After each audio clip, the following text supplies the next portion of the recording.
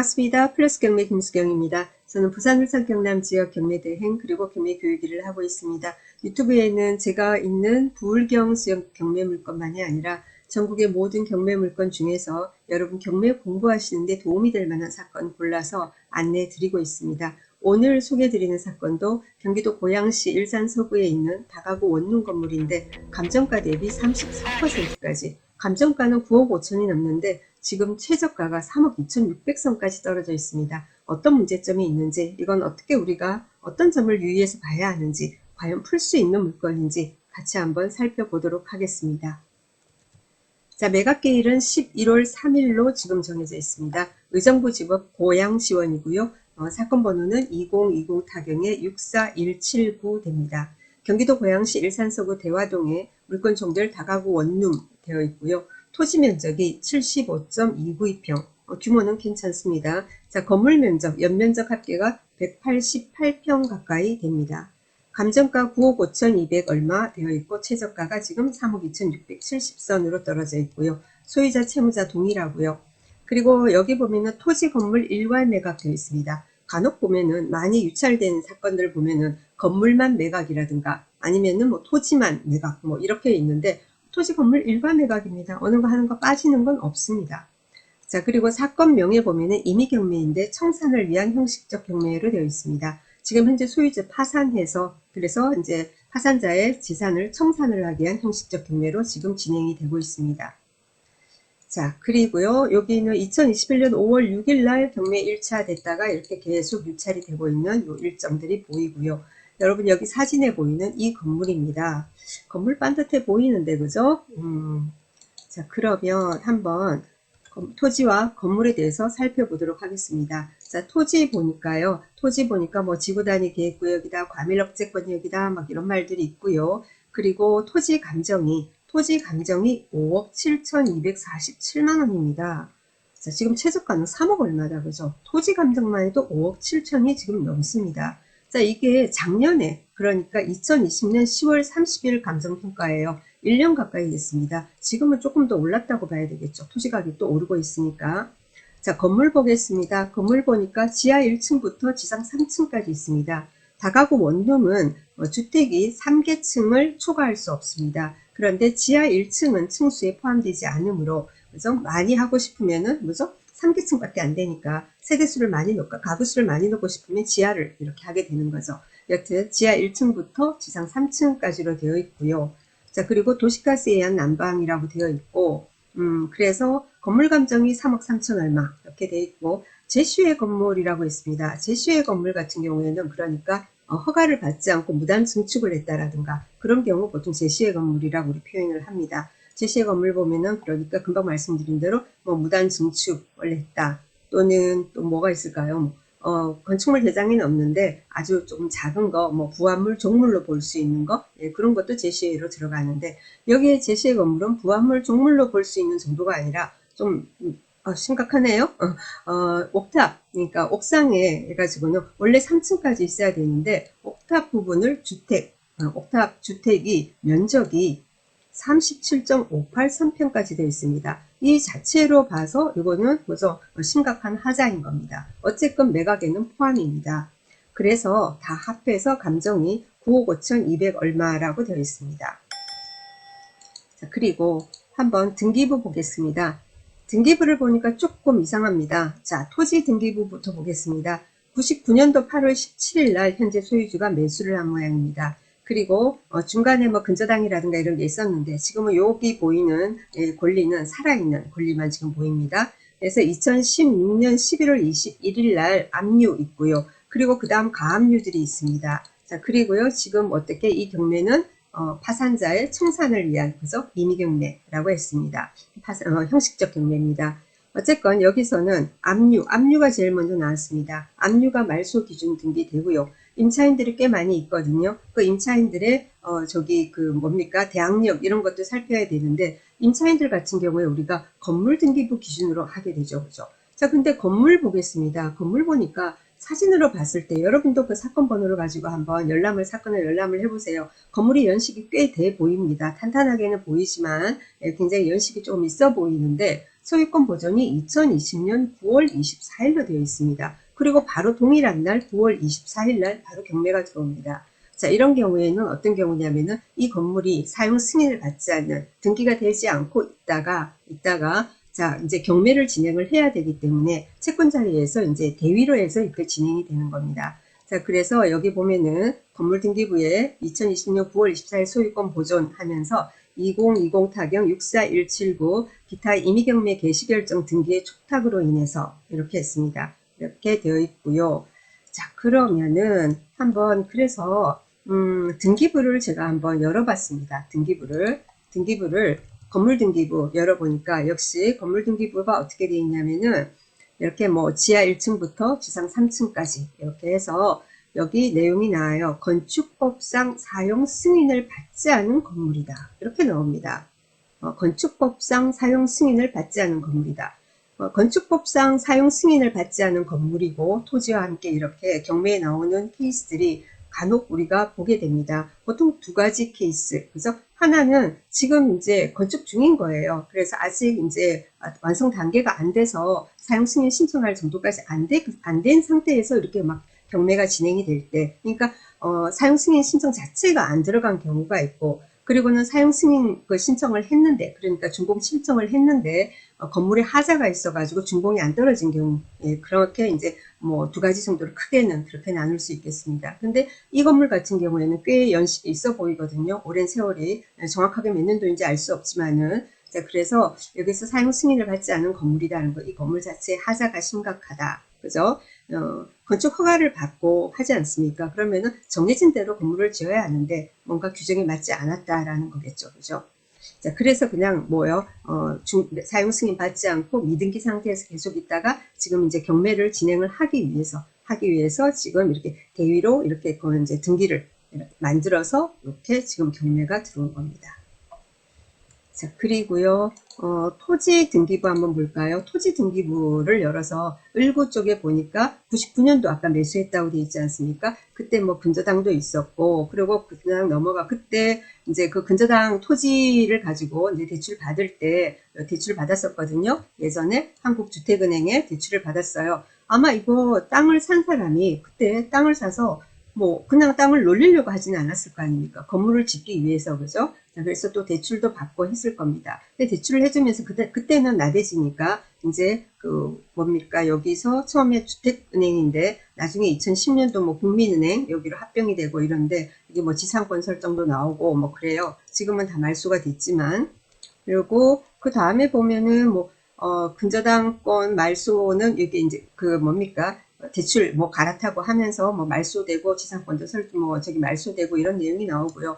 등기부에서는 뭐 언제겠다라는 내용이 안 나와서, 그래서 뭘 봤냐면은 감정평가서를 열어봤습니다. 이제 감정평가서에도 우리가 여러분들 보면은 경매를 분석을 하기 위해서는 등기부 보고, 그리고 법원에서 나오는 현황조사서, 매각물건 명세서, 거기에도 단서가 있고, 그리고 감정평가서를 봐도 참 좋겠죠. 그죠? 그래서 감정평가서도 보는 습관 들이면 좋습니다. 그래서 감정평가서를 열어보니까 이게 왜 그런가 하고 보니까, 열어보면은 이게 감정평가서가 27페이지까지 있는데 3페이지에 보면은 감정평가액의 산출 근거 및 결정 뭐 어쩌고 이렇게 해서 나옵니다.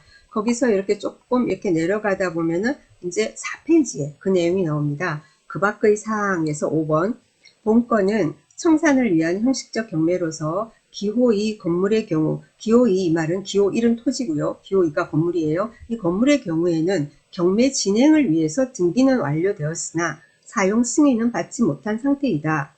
그래서 일산 서구청에 문의한 결과 당연히 뭡니까? 해당 저기 관공서에 그죠? 해당 부서에 문의를 해야 되겠죠.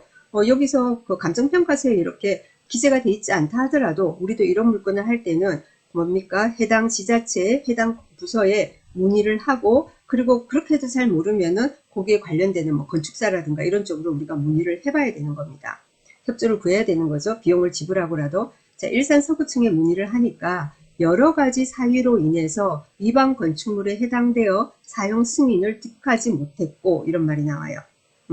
건축 허가는 1999년에 이루어진 것으로 조사된 바. 그렇죠. 토지 아까 매수, 그죠? 토지 매수해서 그대로 놀리진 않을 거 아닙니까? 그죠? 그래서 99년도에 땅 사고 건축 허가를 받은 거예요. 자, 그랬는데 뭡니까? 원래 건축 허가 받은 대로 짓지 않고 무단 증축이나 여러 가지 뭐 그 가구수 부분도 있을 수 있을 것이고 알 수 없죠. 뭐 심각하면은 여기서는 이 건물 같은 물론 알 수가 없어요. 알 수 없지만 일단은 딱 바로 드러나는 거는 옥상층의 한 개층이 그죠? 바로 증축이 되어 있는 부분이죠. 그죠? 그리고 기타 여러 가지 내용들이 있겠죠. 그래서 여러 가지 사유로 인해서 일반 건축물에 해당되어 사용 승인을 득하지 못했다 했습니다. 자, 그러면은 이런 건물 같은 경우에는 그러면은 우리가 입찰을 고려를 한다 하면은 어떻게 해야 되겠습니까?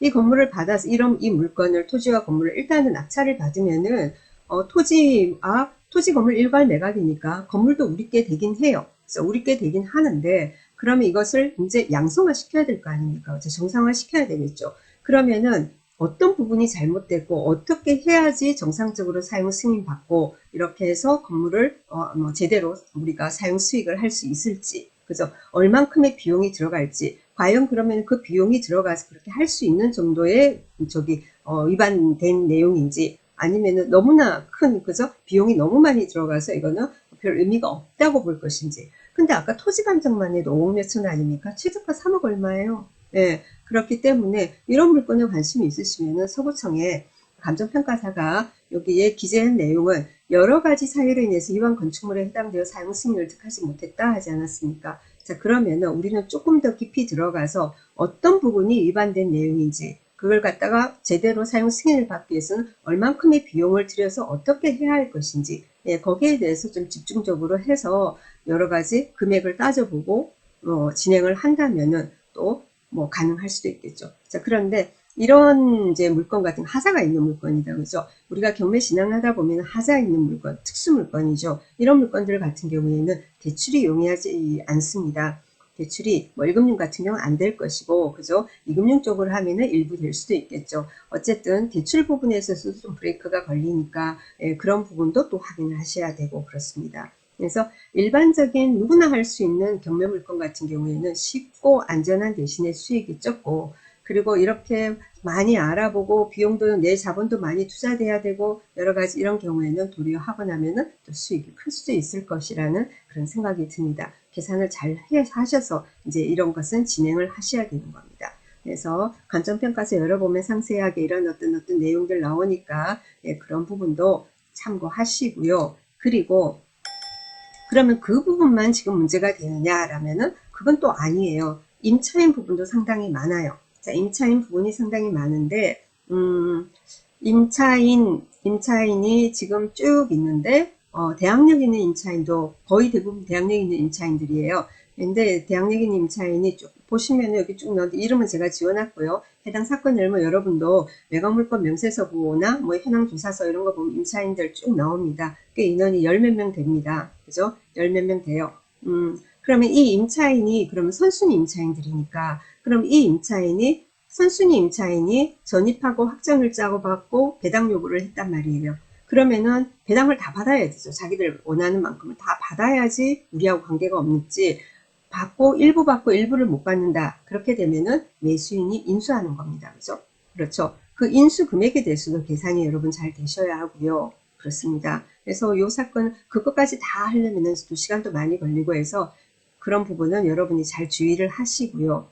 그리고 여기 임차인들이 굉장히 많단 말이에요. 다음 페이지 한번 볼까? 이게 이제 됐고 그 다음에 임차인 관련해서 그 다음 페이지 있고 또 뭐 제가 해도 이렇게 3페이지나 되는데 임차인 수가 19명이에요. 19명. 임차 보증금 합계가 7억 1,700으로 지금 나옵니다. 자, 그러면은 어떻게 되겠습니까? 자, 우리가 배당을 할 때 있지 않습니까? 배당을 하게 될 때 경매 낙찰이 되지 않습니까? 낙찰가를 가지고 여러분이 잘 알고 있는 대로 그냥 소액 임차인, 그죠? 소액 임차인 같으면 최우선 변제에 의해서 얼마 하고 받고 그 다음에 확정일에 인해서 우선 변제 받고 그런 식으로 진행이 되는데 그런데 그 낙찰된 그 돈을 가지고 무조건 그렇게 주는 게 아니고 뭐냐면 2분의 1 한도 내에서 하게 됩니다. 낙찰가를 가지고 경매 비용 빼고 이제 배당하는 돈, 그 돈의 2분의 1 한도 내에서 최우선 변제는 있고요. 그 다음에는 이제 또 뭡니까? 우선 변제권이 확정일자에서 우선 변제에서도 있고 이렇습니다. 여튼 이 사건 같은 경우에는 낙찰가로 다 끝나는 것도 아니고 선순위 임차인의 배당액 인수하는 금액만 해도 또 상당하며 또 뭐냐면은 이 임차인들보다 먼저 배당될 예를 들면은 세금 관계가 있다든지 뭐가 있다든지 그러면은 더 불어날 수도 있고 그러니까 그 금액이 확정되지 않은 위험도 있고요. 그리고 가장 중요한 건 아까 뭐였죠? 낙찰 받아서 사용 승인, 건축법상 사용 승인이 안 된 건물이라서 양성화시키기 위해서 큰 비용이 들어갈 수 있고 그리고는 또 대출 관계도 문제가 될 수 있고 라는 그런 큰 문제가 여러 가지가 있기 때문에 지금 그래서 토지만 하더라도 5억 7천 이렇게 되고 감정은 9억 얼마인데요. 최저가가 3억 얼마까지 지금 떨어져 있고 그렇습니다. 그래서 이게 왜 이렇게까지 그러나 해서 많은 분들 관심 가지고 그리고 질의도 들어오고 해서 이런 문제점이 있습니다. 라고 안내를 드립니다.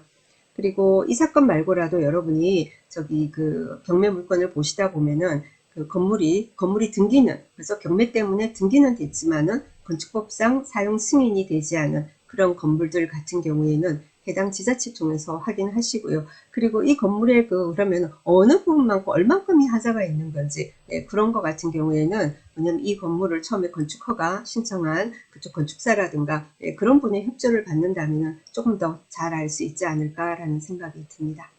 오늘은 뭐 입찰하세요가 아니라 이런 거는 입찰하면 안 돼요 하고 제가 안내를 드리는 그런 사건입니다. 자, 이번 주도 또 기분 좋게 화이팅 하시고요. 저는 내일 모레 수요일 아침에 다시 찾아뵙도록 하겠습니다. 감사합니다.